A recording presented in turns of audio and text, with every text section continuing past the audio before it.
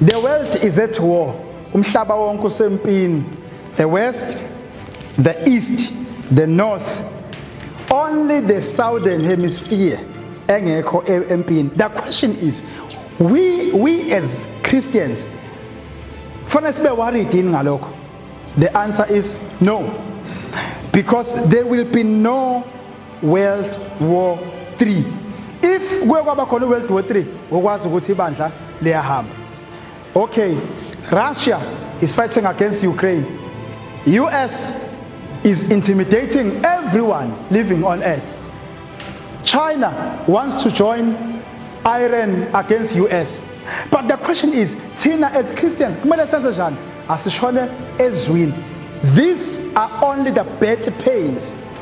These are the birth pains that Jesus Christ is coming. Rapture is coming. But we must not be afraid. We must stand firm with power. And we need to pray more. We need to seek God more than before. Simncenge kakhulu kuna izolo. Siye kuye kakhulu futhi kunakuqala. Kube ngathi siyaqala. Christians, go more and look for God. But ningasabi, ayizukuba khona iWorld War III. Because ukuba khona kwayo, it means 2030 the church will be gone.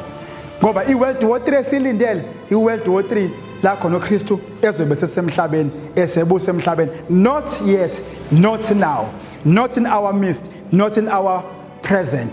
Shalom. God bless you.